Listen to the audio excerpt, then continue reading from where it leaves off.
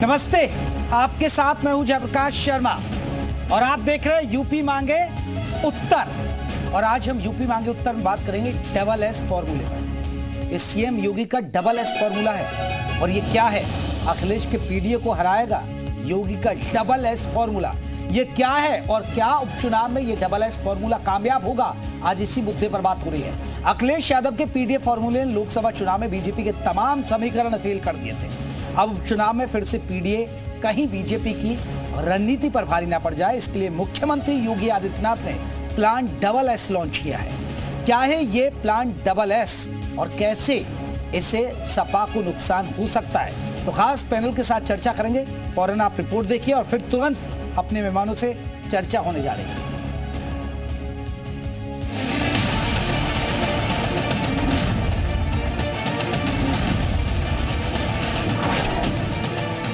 उपचुनावों में बाजी मारने के लिए सीएम योगी ने प्लान डबल एस को एक्टिव कर दिया। इस प्लान के जरिए वो उपचुनाव की 10 में से 10 सीटों पर कब्जे की तैयारी में। इसी प्लान डबल एस को पूरी तरह से कामयाब करने के लिए आज योगी गाजियाबाद पहुंचे। हिंदी सदन में सीएम योगी ने दिग्गजों को पुष्प अर्पित कर कार्यक्रम की शुरुआत की और मंच के सामने बैठे जनप्रतिनिधियों को विजय संदेश दिया ताकि गाजियाबाद में कमल का परचम बरकरार रहे। गाजियाबाद उन 10 उपचुनाव सीट में से शामिल है जहां सीएम योगी की परीक्षा होनी। सीएम योगी ने उपचुनाव को लेकर महत्वपूर्ण बैठक में प्रमुख जनप्रतिनिधियों समेत 250 प्रमुख नेता और कार्यकर्ताओं को बुलाया गया, जिसमें सांसद, विधायक और मेयर सहित अन्य प्रमुख पदाधिकारी मौजूद रहे। गाजियाबाद में बीजेपी विधानसभा और लोकसभा चुनाव में आसान जीत दर्ज कर चुकी है, लेकिन यूपी के बदले सियासी मिजाज से बीजेपी उपचुनाव में कोई रिस्क लेने के मूड में नहीं दिख रही। तैयारियों की कमान खुद सीएम योगी ने संभाल रखी है और विपक्ष के पीडीए फॉर्मूले को काउंटर करने के लिए उन्होंने प्लान डबल एस लॉन्च कर दिया। डबल एस यानी संवाद और सौगात। योगी के डबल एस प्लान के संवाद चैप्टर की गवाही तो आपने गाजियाबाद में देख ली, जहां कार्यकर्ताओं के साथ सीधे संवाद कर चुनाव की तैयारी को धार दी जा रही। और ये तस्वीरें हैं सीएम योगी के डबल एस प्लान के सौगात चैप्टर, जिसकी बिसात सीएम योगी ने कल यूपी के मुजफ्फरनगर में बिछाई, जिसके तहत युवाओं को नियुक्ति पत्र सौंपे गए, महिलाओं और छोटे उद्यमियों को लोन दिया गया, जहां से सीएम योगी ने लाभार्थियों को सौगात दी। वहीं से कुछ किलोमीटर दूर मीरापुर में भी उपचुनाव, यानी संदेश साफ। संवाद और सौगात के जरिए पीडीए फॉर्मूले को डिरेल करने की तैयारी है। लाभार्थी वर्ग को अपने पक्ष में जुटाकर जाति और धर्म को भेदने की कोशिश है। कार्यकर्ताओं के साथ संवाद स्थापित कर सरकार और संगठन की खाई पाटने पर जोर। देखिए, समाजवादी पार्टी के पीडीए फार्मूले की पोल खुल चुकी है। जनता समझ चुकी है कि पीडीए का मतलब केवल परिवार का डेवलपमेंट है और कोई इससे अलग समाजवादी पार्टी को न सोचता है, न अखिलेश को सोचता है। जबकि भारतीय जनता पार्टी जनता के बीच जाना, जनता की समस्याओं को सुनना और सबका साथ सबका विकास जो हमारा फार्मूला है, जो नरेंद्र मोदी जी के नेतृत्व में काम लगातार हो रहा है। भाजपा की यूपी की सरकार जनता के बुनियादी मुद्दों, महंगाई, बेरोजगारी, गरीबी, किसानों की समस्या, बिगड़ती हुई कानून व्यवस्था, सभी जगह असफल है। इसलिए पीडीए अपने हक और इंसाफ की लड़ाई लड़ेगा और जीतेगा। एक महीने पहले जब सीएम योगी दिल्ली आए तो अटकलों का बाजार गर्म था, लेकिन अब यूपी बीजेपी एकजुट होकर चुनाव की तैयारियों में नजर आ रही है। दोनों डिप्टी सीएम कई मौकों पर साथ नजर आ चुके हैं।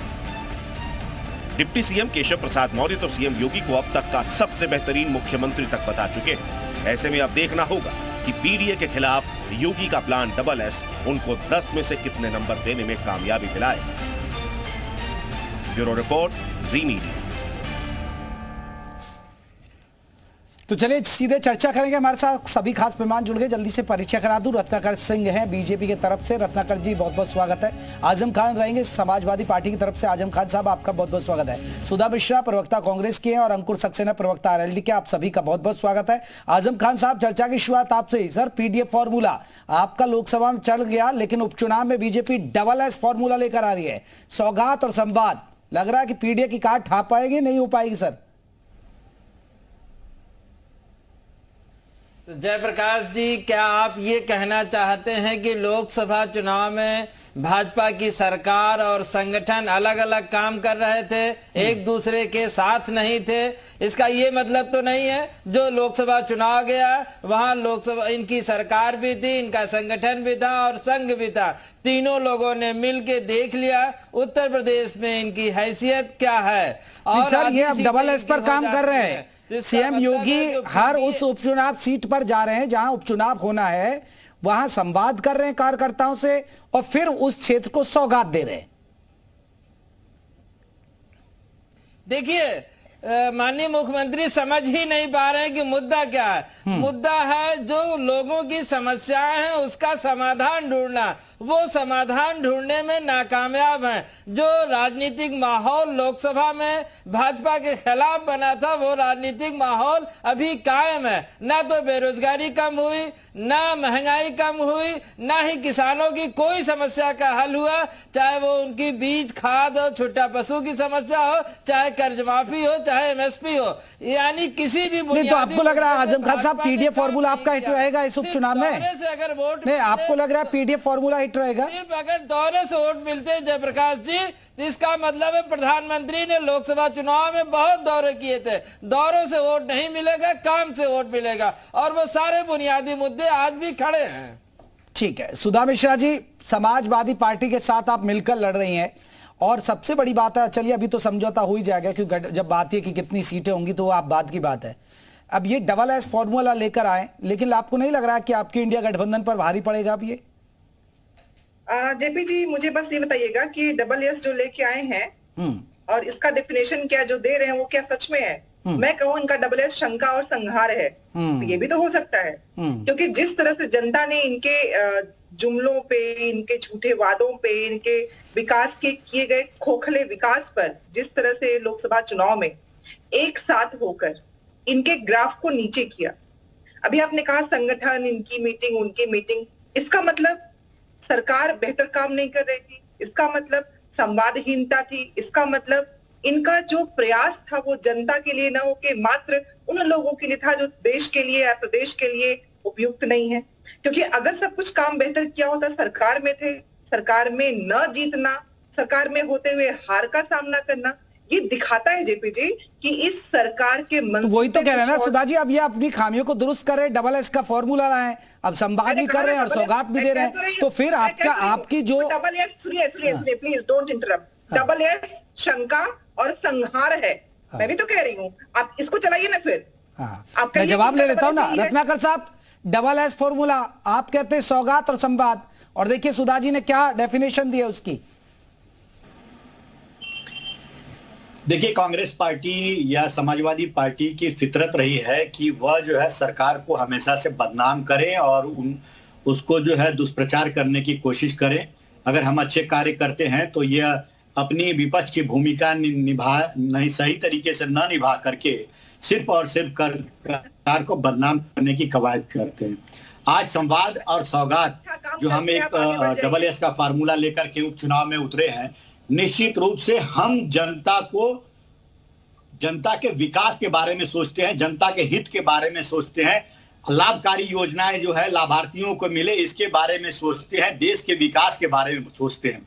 लेकिन आज जो पीडीए का फार्मूला लेकर के इंडी गठबंधन उत्तर प्रदेश में चुनाव लड़ रही है, निश्चित रूप से यह विकास बनाम जातिगत जो है धर्म की लड़ाई और जातियों पे आ जाते हैं। नहीं, लेकिन रत्नाकर जी माना जाता है ना, रत्नाकर जी माना जाता है कि सत्ता के साथ होता उपचुनाव, सत्ताधारी दल मजबूत होता है, लेकिन अभी टेंशन है बीजेपी खेमे में, पसीने छूट रहे हैं आप लोगों के, क्योंकि आपको डर तो है। जो शंका का शब्द वो लेकर आई, शंका तो है कहीं लोकसभा चुनाव की तरह खेला ना हो जाए।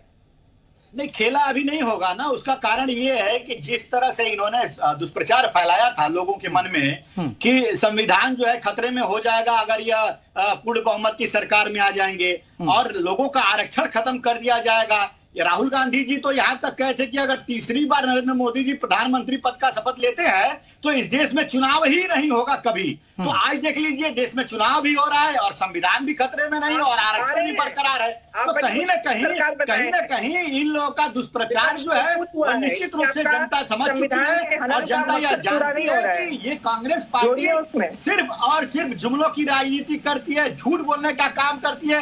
कहाँ गए आपके 8,000 रुपए 8,500 रुपए जो हर वक्त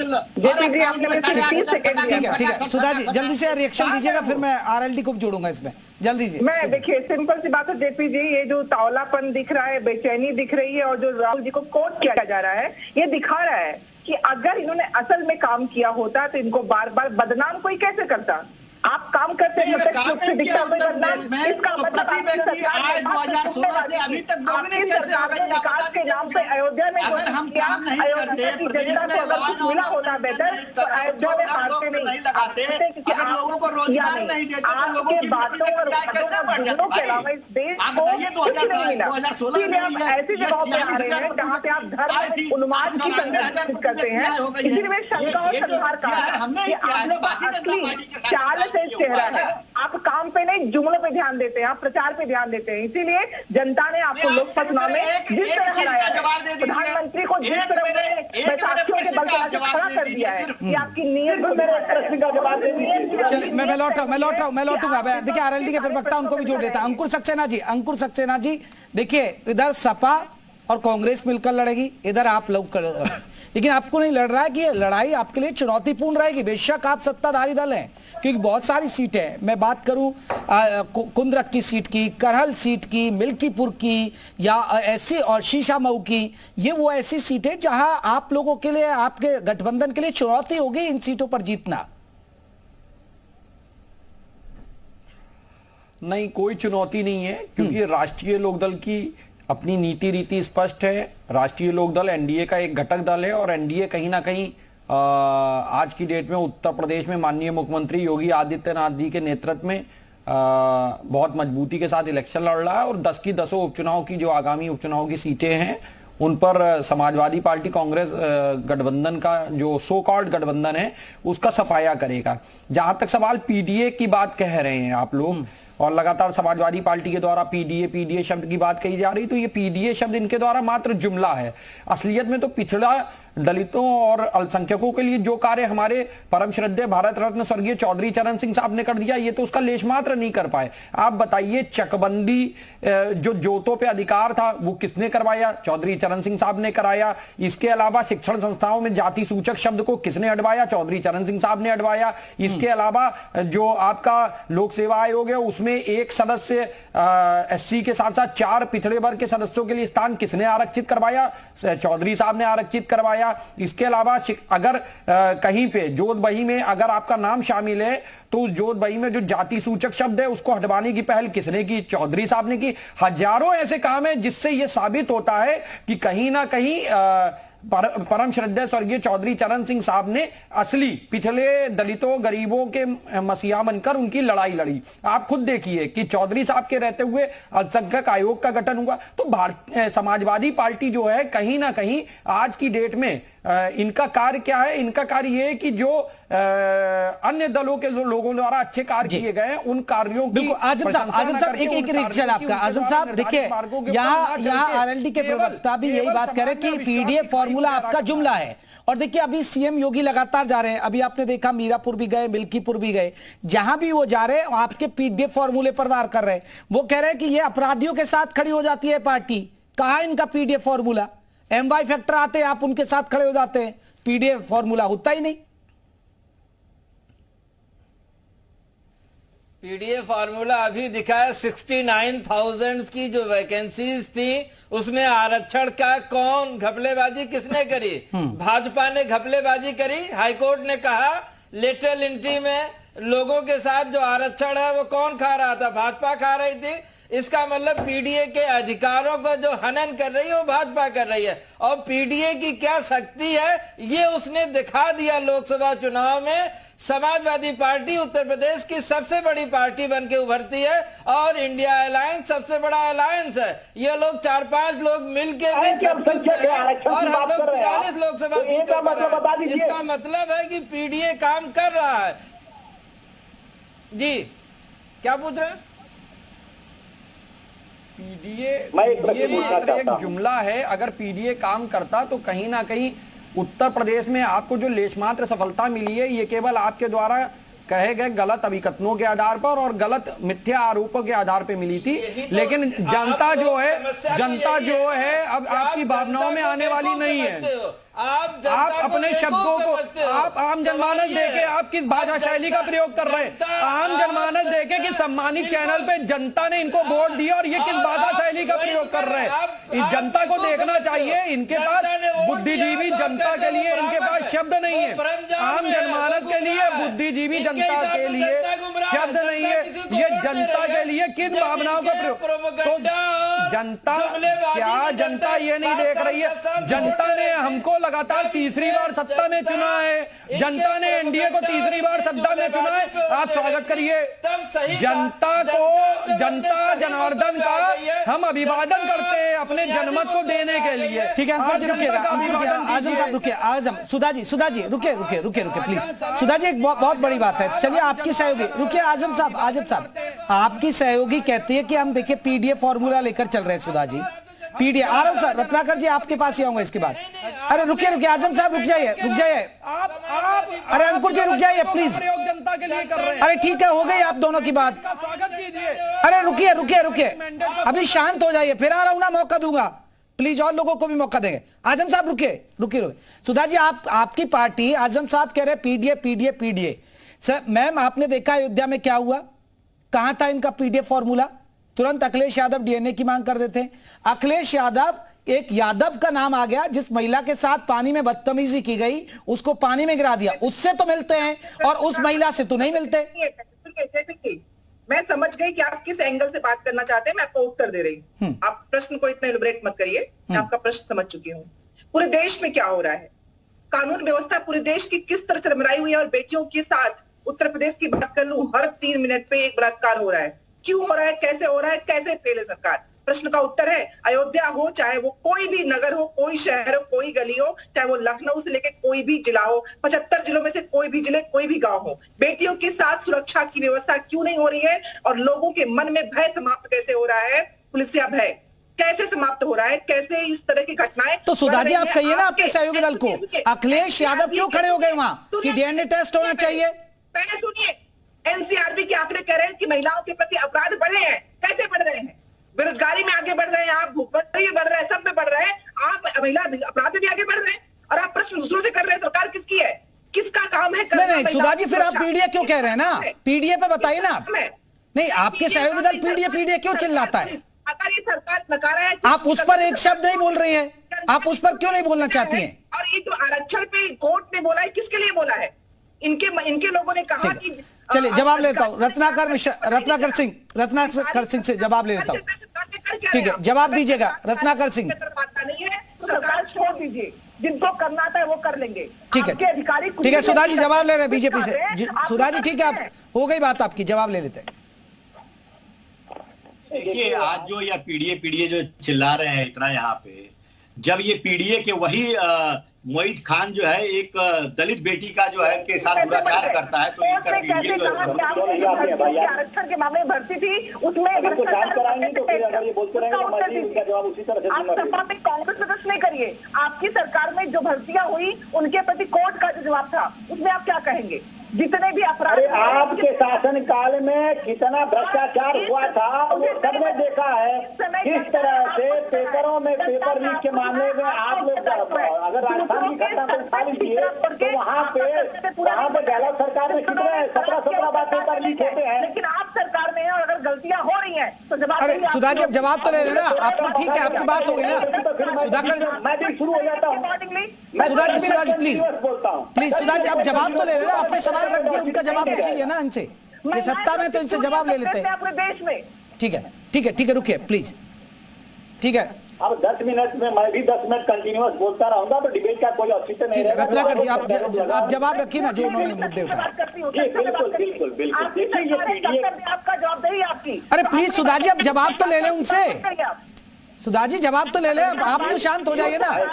आप शोर मचाएंगे तो फिर जवाब ही नहीं आएगा उनका। शोर मचाने से ज्यादा बोलने से अगर ये अपनी बातों को सही साबित कर लेगी तो भाई तो ऐसा तो होता नहीं। जनता देख रही है ना आपको। जनता को, दर्शकों को? देखिए आज आरक्षण के नाम पे भी झूठ फैलाने का काम जो है यही कांग्रेस पार्टी और जो है समाजवादी पार्टी कर रही है। आज बताइए, ये जब जाते हैं सड़कों पे तो कहते हैं कि जबकि प्रधानमंत्री जी ने स्वयं जो है कहा है कि आरक्षण कहीं नहीं खत्म होगा। गृह मंत्री ने कहा है कि आरक्षण कैसे का होता रहेगा, लेकिन ये लोग जो है जमीन पर उतर करके और गलत तरीके से अफवाह फैलाने का काम करते हैं। और ये भैंस चोरी होगी, मंगलसूत्र चोरी होगा, उनकी बातों को कैसे कोई मान लेगा भाई? कहाँ किसकी भैंस चोरी हो रही थी? बात कहते हैं आप लोग। हस्तक्षेप करना पड़ा रत्नाकर जी? हाईकोर्ट को क्यों हस्तक्षेप करना पड़ा? 69,000 में हाईकोर्ट को क्यों हस्तक्षेप करना पड़ा? चले ठीक है आजम साहब, क्यों हस्तक्षेप इनको पता ही नहीं चला। लेटरल एंट्री को क्यों वापस ले लिया? आजम साहब रुकिए, आजम साहब ठीक है। अगर ये सवाल जवाब सामने से ही रहेगा तो मैं बहुत सारे सवाल खड़ा कर सकता हूँ इनके ऊपर। ठीक है, रत्नाकर जी जवाब दे दीजिए। पहले रत्नाकर जी आप जवाब दीजिए, ठीक है। देखिए, उत्तर प्रदेश में माननीय योगी जी के कार्यकाल में हमने चौमुखी विकास किया है और विकास जो है आज देश की जनता, प्रदेश की जनता देख रही है किस तरह से हमने माफियाओं और गुंडों को जो इनके राज में, जो समाजवादी पार्टी के राज में फले फूले और बढ़े हैं, उनको किस तरह से हमने खत्म कर दिया, पूरा माफिया राज खत्म करके आज जो है लॉ एंड ऑर्डर वहां पे व्यवस्थित किया है। आज लोगों को रोजगार, केंद्र सरकार की नीतियां और राज्य सरकार की नीतियां के तहत लोगों को रोजगार मिलने का कार्य किया जा रहा है। अगर ये नहीं हम एयरपोर्ट हो, चाहे ब्रिज हो, चाहे रोड हो, विकास किया है, चारों तरफ विकास लोग देख रहे हैं। ऐसे ठीक नहीं, ऐसे डिबेट ठीक नहीं। आजम साहब वो आपकी बात का जवाब दे रहे हैं, आपको चलिए आजम साहब मैं आखिरी पड़ाव पर हूं चर्चा। आजम साहब आपसे मेरा सवाल, ठीक है, आपका पीडीए फॉर्मूला हिट, कितनी सीटें जीत जाएंगे आप 10 में से? आपको बताना पड़ेगा। अरे 10 में से कितनी सीट जीत जाएंगे आप उपचुनाव में? बोल के निकल जाए ये गलत बात है। नहीं, आप कितनी सीटें जीत जाएंगे आजम साहब 10 में से? हमारा इंडिया गठबंधन 10 में से 10 सीटें जीतेगा। हम आपके साथ इसी तरह से डिबेट में मिलेंगे। जो राजनीतिक माहौल लोकसभा चुनाव में इनके खिलाफ था, उसमें रत्ती भर भी कोई चीज बदलाव नहीं हुआ, बल्कि जनता का द्वेष और बढ़ा, जनता इनके खिलाफ हुई है और जनता इनको चुनाव में इसका जवाब। ठीक है रत्नाकर जी रुकिएगा, अंकुर सक्सेना ये आपके पड़ोस में बैठ के कह रहे हैं 10 की 10 हम जीत रहे हैं। रत्नाकर जी रुकिए आप। देखिए जी, जिस तरीके से पीडीए जुमला है ठीक उसी तरीके से इनकी इस बात में भी जुमला ही है कि ये 10 की 10 सीटें जीत रहे हैं। इनको एक बात बखूबी पता होना चाहिए कि सीट जीतने के लिए संगठन होना चाहिए। आज की डेट में समाजवादी पार्टी और कांग्रेस, ये जिस सो कॉल्ड इंडिया अलायंस का नाम ले रहे हैं, उसके जो घटक दल के सबसे बड़े नेता थे माननीय नीतीश कुमार साहब, वो भी उस घटक दल में नहीं है। उसमें घटक दल में राष्ट्रीय लोकदल एक समय में हुआ करता था, राष्ट्रीय लोकदल भी इनके साथ में नहीं है। घटक दल के और भी दल इनका साथ छोड़ चुके हैं। खुद इनमें समाजवादी पार्टी और उपचुनाव की बात आई ना, उपचुनाव वो छोड़ दीजिए। में कितनी सीट पे कांग्रेस लड़ेगी, समाजवादी पार्टी कितनी सीट पे लड़ेगी, उनको इस बात की भी जानकारी नहीं है कि कांग्रेस पार्टी कहीं ना कहीं अपने 6 प्रभारी घोषित कर चुकी है और वो अपने प्रभारियों के आधार पे बाकी 10 सीटों पे डिक्लेयर करके वो टिकट की डिमांड कर रहे हैं कि मुझे कम से कम 6 सीटें चाहिए। तो ऐसी स्थिति में जब आप ही लोगों में विरोधाभास है तो आप एनडीए जो कि बंद मुट्ठी, चलिए सर देखते हैं कि डबल एस फॉर्मूला हिट होता है या पीडीए फॉर्मूला या कुछ कमाल कर पाता है। आप सभी मेहमानों का बहुत बहुत शुक्रिया हमसे चर्चा करने के लिए।